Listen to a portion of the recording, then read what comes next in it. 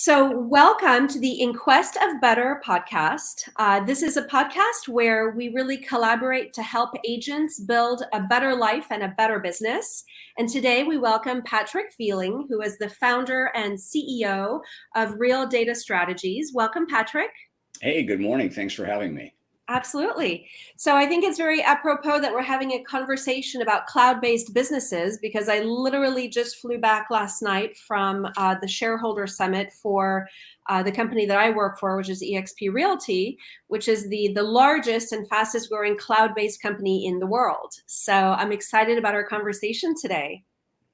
Well, eXp is not the only company that has engineered a cloud-based operating system. What's interesting is what we'll be discussing today is the fact that it's in reach of many smaller businesses as well right now.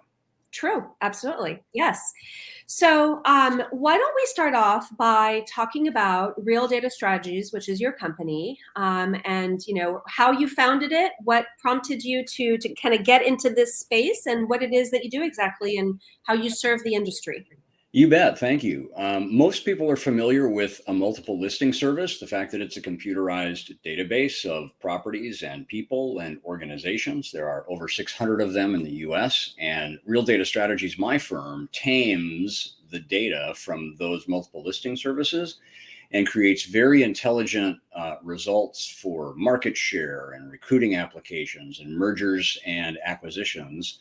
All sorts of uses that are alternative than what multiple listing services were designed for, but we have re-engineered MLS data for those kinds of strategic purposes. It's kind of a science that we invented back in the early 90s. We stay kind of below the radar because much of what we do is politically incorrect. But we have a lot of raving fans in the industry, and we work for most of the franchise companies, we work for a number of national lenders and title companies, all who are looking for an understanding of what's going on in the industry. So that's the business we're in. We basically gather MLS data and repurpose it for strategic analysis and other reasons. Yeah. And so you intrigued me. You said it's not politically correct. Tell me more about that. Well, the stuff that we do with the data is pretty intense. For example, we track agent migration. So we know when an agent moves from one company to another. We know how many times they have moved over the entire history of our data set. And it shows all of the warts about the real estate industry, as well as all of the upsides. And some people are simply unhappy with the fact that we are able to take data and find these insights about the industry, many of which are frankly unfriendly. And a large trade association, which I would not mention on this podcast, does have some concerns about what we're doing with the data and the analysis that we are able to create from it. So that's the reason that it's politically incorrect, because we know, frankly, more about the industry than a national trade association seems to know, or at least admit that it might know. So that's the issue. No, and I love that because over the years, you've kind of taken me behind the curtain to see the data and your analysis of it. But it's really, the data is the truth. And and I think that, a lot of the companies that you consult with take the data and then they twist it to kind of do their marketing and, work in their, to their benefit. But I love that the data is raw and that, there are some surprising assumptions and you can extrapolate a lot from it that, if you really dig into it, that you normally wouldn't have access to if you just listen to kind of the good news that, the propaganda, let's say. And there's plenty of propaganda in our business, as you know. We have data on 1.6 million real estate agents across the US. And frankly, there's no place to hide in what we do. We cover 95% of the U.S. Residential real estate activity. So it's kind of like, we try to position ourselves, for lack of a better term, don't want to impede on any copyrights or licenses, but we try to be the J.D. Power of the real estate business, with our third party objectivity that you've seen. Yeah. Well, I've always been singing your praises, and I have, at every brokerage that I've been at, whether it's an office manager or a CEO or a team, a high-powered team, I've always dropped your name as somebody that they should connect with to plug into your system and extrapolate data for use in their growth trajectory, Right. So I think that you are highly underutilized in the industry. I think you're kind of like this secret that nobody really knows about behind the scenes. And so welcome on my podcast. I'm outing you. I was going to say not anymore now that I'm a guest on your podcast. Right. In fact, my phone's already ringing, Caroline. Yeah. So, all right. So going back to your company, so you were based in California. And how many employees did you have? Do you generally have year over year? Yeah, so we have about 12 to 14 employees at any given time during our 30 plus year history now. And we also have a data center in India. And so we've got US based employees, some of whom have always been remote. I've got somebody in your market in New Jersey. I've got somebody in Minneapolis.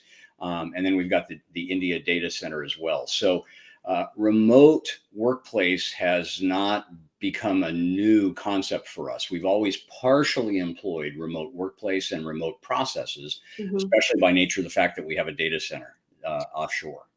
But your office is in California. So your physical offices up until this year were how big? And you had people. Yeah, so I was leasing space 17 or 18 years ago, and had trouble getting my landlord to facilitate my company growth. And every time I wanted to expand space, it was like, he couldn't facilitate that growth. So I bit the bullet and I made the decision to at least look at purchasing a corporate headquarters. And I did. And it was 4,100 square feet. And it was a great light industrial building. I was very careful with my purchase. I am a real estate guy after all, but bought a street facing unit in a light industrial building with lots of light and lots of windows. And so it was really a nice space.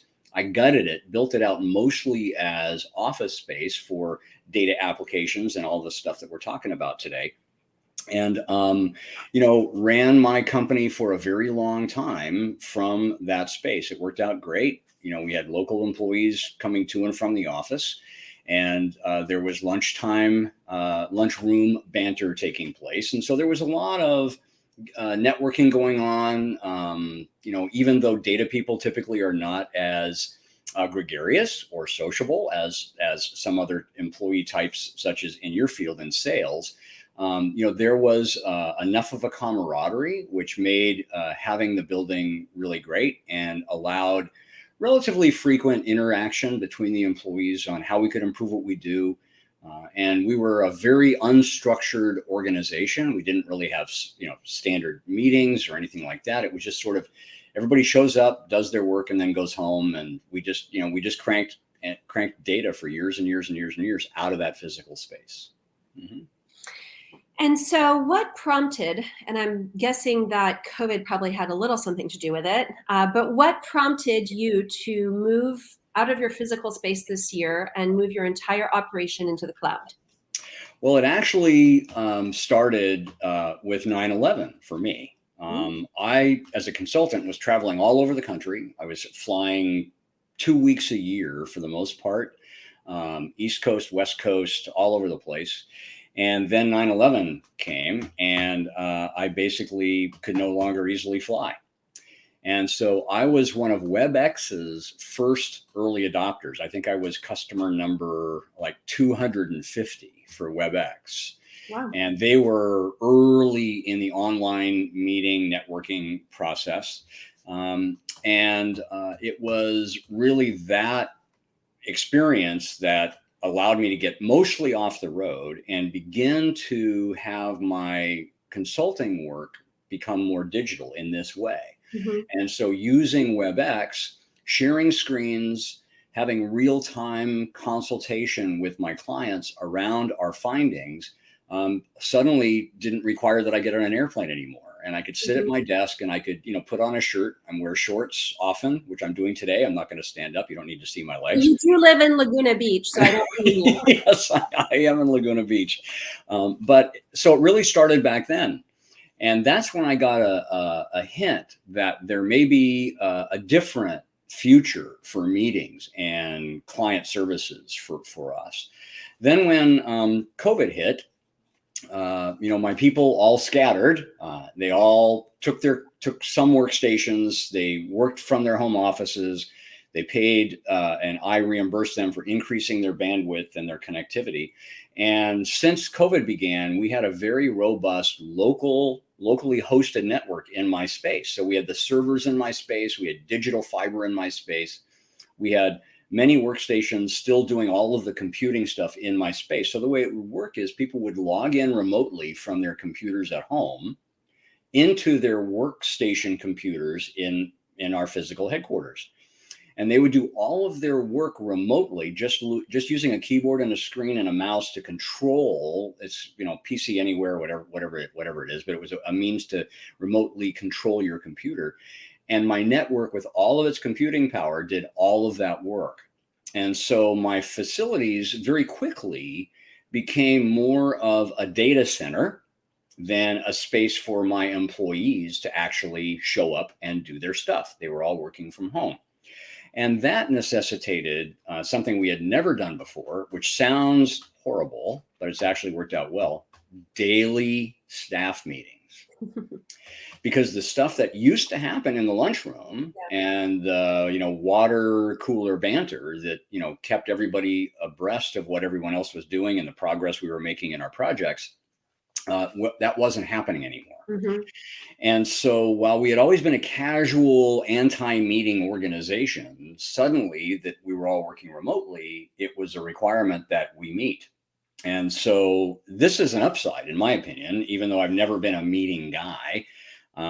But we have a daily standing staff meeting at 10 a.m. and everybody is expected. Nobody gets a pass on a meeting unless they've got personal time off. Mm-hmm. And whether or not anybody has anything to share, everybody logs on at 10 a.m. and we go around the room just like we would do if we were sitting at a table. And sometimes, very few times, probably, 1 out of 10 meetings, nobody has anything to share. Right. And that's okay. That was a weird thing at first. But I finally decided, at least we're being in touch with one another. At least people know this is an opportunity they have to share or express concerns at any given time on a daily basis. Yeah. And so our experience with daily staff meetings, forced by this remote work circumstance, has actually been quite good. It's kept us far more on our toes than ever before. That's great. Yeah, I mean, in the industry, we call it more like a daily huddle. A lot of teams, a lot of real estate teams, it's not necessarily a formal meeting where we have an agenda, but it's a daily huddle where we just kind of connect and, kind of go through what everybody's day looks like and, any stories or, things that they want to share. So, all right. So that was the flow after COVID. And so when did you, and how did that conversation go with your employees when you decided to really make that switch?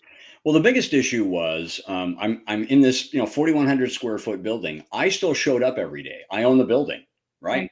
So I showed up every single day. I was in about 400 feet of the 4,100 square feet, and I was alone in my building for 2 years. Right. And as COVID seemed to be easing up, in one of my meetings, I said, "Hey, looks like we're going to be able to go back to in-person work. How does everybody feel about that?" And frankly, by this time, 2 years into it, people were digging the work from home vibe. They loved the flexibility. They loved the change that was forced on them by this whole COVID mess. And I said, the reason I'm asking is because I feel like I am the only one here, over 4,000 square feet. I own this building. This doesn't make much financial sense for me as the owner. What's everybody's opinion on coming back? And they said, well, we do want to come back. And I said, okay, well, how does that look? And they said, well, maybe 1 or 2 days a week. And I said, no, that's not happening. If that's really what you guys see as our future, I'm unloading this building. Mm-hmm. And it was not well received. They were very displeased with the whole idea of not having a place that they could basically hang their corporate hat on, and most of these people have been with me for 20 years. I have a very long tenure average with my employees, but and change is difficult, as we all know, but they were very unhappy with the idea that I was going to unload my building. And so I began to win them to the idea of greater efficiencies. I began to win them to an understanding that I didn't know what that future looked like yet, but we were already 80% or 90% there as it was, right? Mm-hmm. And that, frankly, I needed to simplify my life. And that included, as you said, moving to Laguna Beach, where I've had a beach house for 12 years, part-time. I wanted to simplify by getting rid of my corporate space. I no longer wanted the responsibility of that many square feet when I was only taking up a small portion. And so I began to look at the idea of migrating my entire enterprise from its physical headquarters to the cloud. And that's how it all started. And I'm now 90 days into just the digital piece of it, being in the cloud. But I am happily ensconced in only 90 square feet.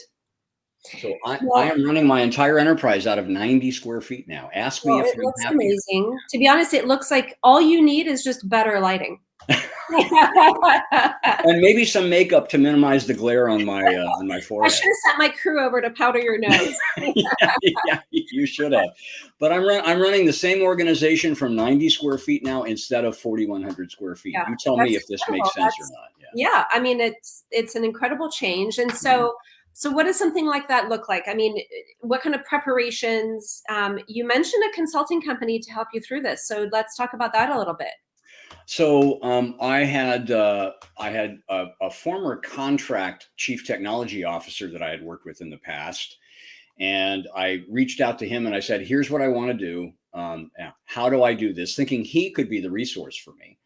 And he basically said, "This is beyond even my skill set. This is a major thing you got to worry about." But he said, "I can connect you with one or two consulting organizations who specialize in just this question, in the migration of enterprises from physical space to cloud space." And so he connected me with two companies that I interviewed. All of them they're all very busy, but the two that I interviewed were quite experienced, and they had already been. This was not their first rodeo. They had done this for large companies, small companies, everything else. They launched a digital tool set within our local network at our company headquarters. That digital tool set looked at every single workstation. We had 24 computers plus my server closet, and they launched this documentary tool, which went and looked at every single workstation, looked at every program that was installed on each workstation, looked at all the network connectivity between the workstations and one another and the servers. And they basically drew a network map that basically said, okay, here are all of your resources. How many or all of these do you want to replicate in the cloud? And they found computers I didn't even know were still connected, were still running. I mean, it was a really interesting exercise to go through that. And so it was first the documenting of the network and its resources. And then came the question of, okay, which of all of these resources do you want to replicate? And where do you want to replicate them? And then they said, these are our options for cloud services providers. These are who we recommend, et cetera. So, but documenting the network resources was the first step. And then that started a 90-day migration process that, I'm now 90 days into being in the cloud. So it's been about a 6 month, exercise so far. Yeah. Well, so you told me something very interesting, which I think people need to know about. And that is that, there are these providers and then they give out incentives. So, I mean, I don't know if it's hush hush, but like, tell us about this incentive from Amazon. Yeah, so I was pretty surprised to learn. First of all, there are three primary providers in the cloud.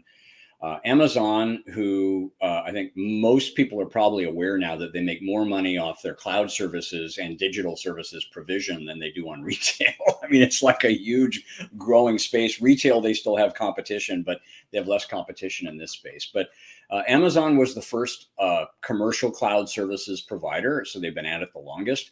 Google, of course, is also another one, and Microsoft. And those are the three big providers right now. There are probably some up-and-comers we don't yet know about or hear about. But the consulting company that I used had launched cloud services on all three providers. And so they knew the upsides, the downsides of each.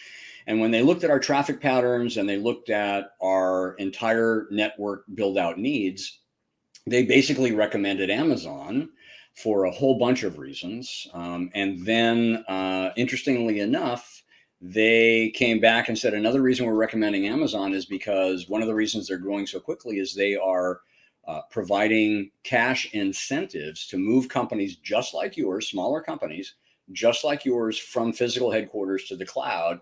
And so that paid for about 20% of my consulting contract. So what they did was they took that incentive, applied it to my consulting contract. And that was, frankly, it wasn't the deal maker, but it was a nice thing that I had not anticipated in the progress. Neither Google nor Microsoft offered either of those incentives. Oh, interesting. Yeah. Okay. Well, that might change, you know. It might. Yeah, it might. So, okay. So you said you were 90 days in. So, so 90 days in, what kind of, what kind of lessons, have you drawn from this? Like what kind of, talk to us about cost savings, employee efficiency, kind of like what are your thoughts? Surprisingly, there are no cost savings. Oh, that is surprising. So I expected that my monthly nut would be less than the mortgage on my building and all the other stuff that went with running a building. I would say there's a slight cost savings. It might be, I'm probably running my digital enterprise for 70% of what it costs me to run my physical building. And obviously that's going to change depending upon the size of somebody's space, whether or not they're servicing a mortgage, all of those things. But for me, I expected to get into this for, hundreds of dollars per month, and it ends up costing my enterprise about $3,800 a month for what we've got. I think it's important also that I put that into perspective, because what we did was we bought terabytes and terabytes of space on Amazon, and then we configured it. So the consulting company configured it to include 18 separate workstations. Mm-hmm. Plus 2 servers. So the way that works is everybody still logs in. They have the same remote experience they had when the computers were in my building, but now everybody has their own workstation, their own desktop, and everything in the cloud. So people log in from home, they use their credentials, it takes them directly to their desktop in the same way that it did in my office space. So we've got 18 workstations configured and then 2 huge servers because we've got a big data warehouse. But it cost me about $3,800 a month versus the $4,000 plus other expenses on my mortgage payment for my office building. So I was a little bit surprised that I didn't save more money, but my life is a lot simpler. The first thing is I was able to lease out my space. Right. So I was able to vacate my space, lease it out. I got a 5-year lease term on my space with a dental laboratory. Oh, wow. So, and he's fully committed. He's done new plumbing, he's put in new equipment. So this guy's like fully committed to my 5-year lease term. Plus he's got a 5-year option on an extension. So it's great to no longer have the responsibility for the space. Right. And it's great to walk to and from my office here at the beach. And so you can't just look at any cost savings. You also have to look at the savings on your lifestyle, right?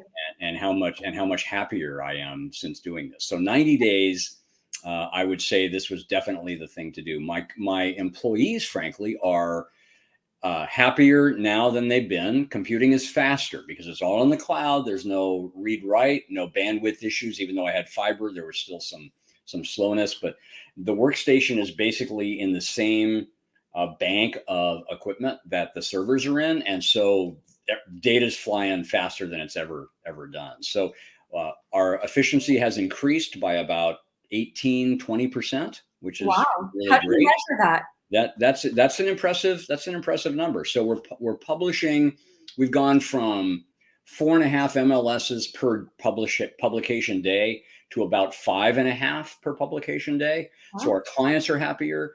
My people are happier because they're not waiting for data to process. Everybody seems happier, frankly. And it's only 90 days in. So there Great. you go. And you grew a beard this whole time, so it looks like your beard is even That's true.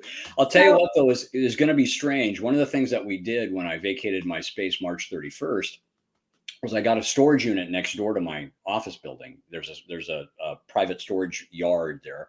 And I got just a small 10 by 10 storage unit to hold my physical computers.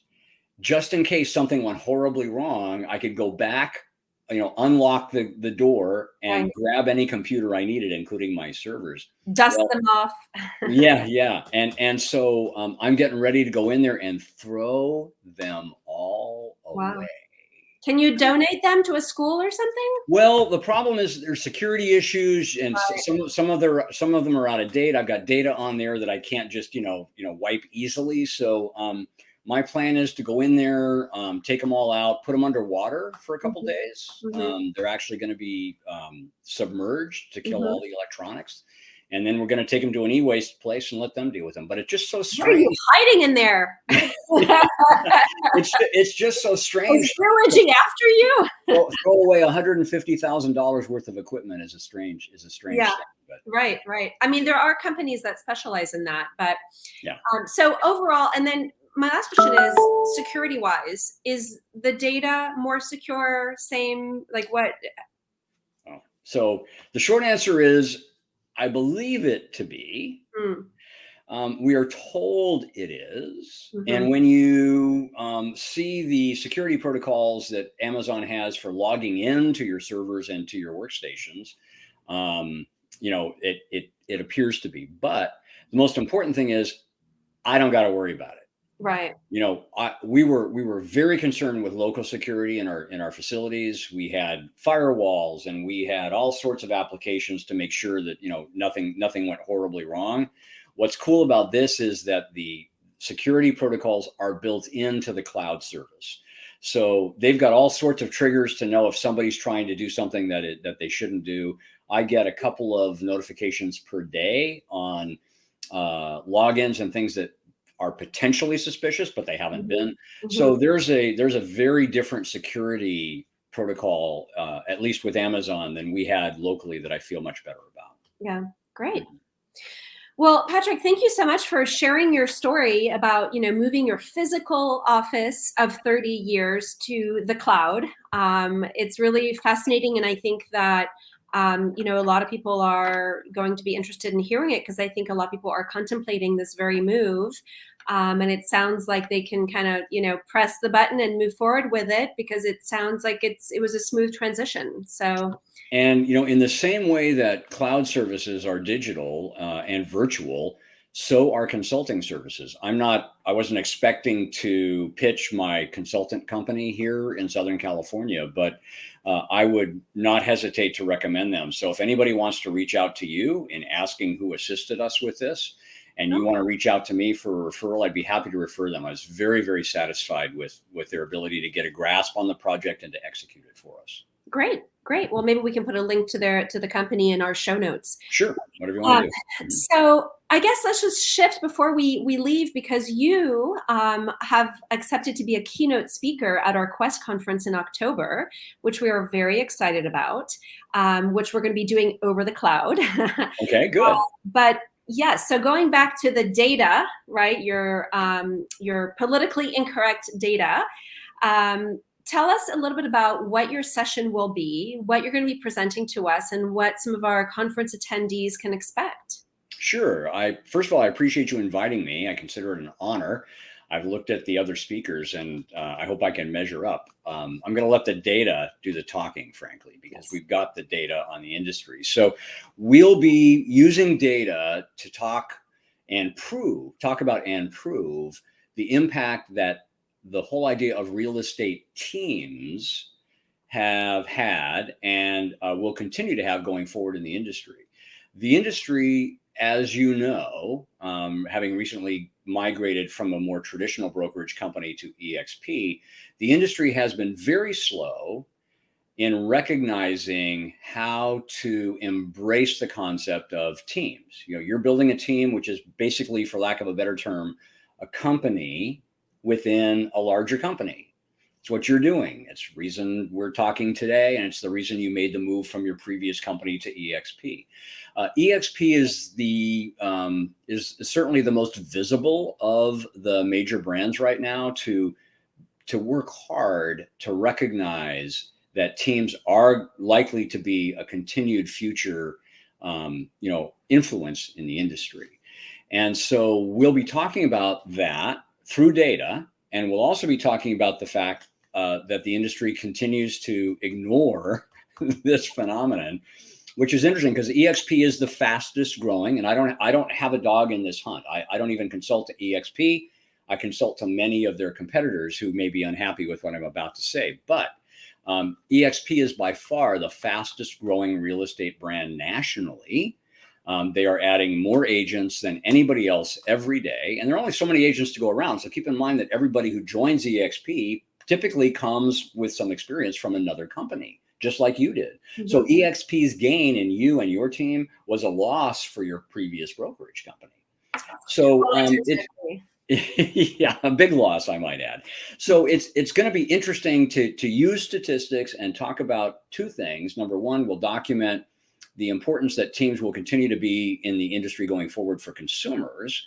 And then we'll also talk about the industry infrastructure, which is way behind on recognizing the fact that teams are a significant influence and that the industry is not, for some reason, not coming around to recognize that or deal with technology and understanding within the industry to basically support the growth of teams in the business. I love it. I love it. And I think that, if you want to be a good realtor, you have to be an educated realtor. You have to be in the know about the trends in your industry. And I know that you're going to bring all of that data and you're going to help do that to our attendees and really provide them with the data for them to really see the trends and see where they want to place themselves within them. So, and then for those of your agent friends and others in your local market who are listening to us, they should also know that we're not just going to be talking about national implications. We'll be looking at local New Jersey area market data. Yep. And we'll name names. You'll probably be on the list, just letting you know. Awesome. All right. Very good. Patrick, cannot wait for October. Thank you so much for sharing your story with us today. Yeah. And you're living the good life in Laguna, so continue to do that, and hopefully we'll see each other soon. Soon, hopefully, come visit me. All right. Bye, Patrick. Thank you. You bet.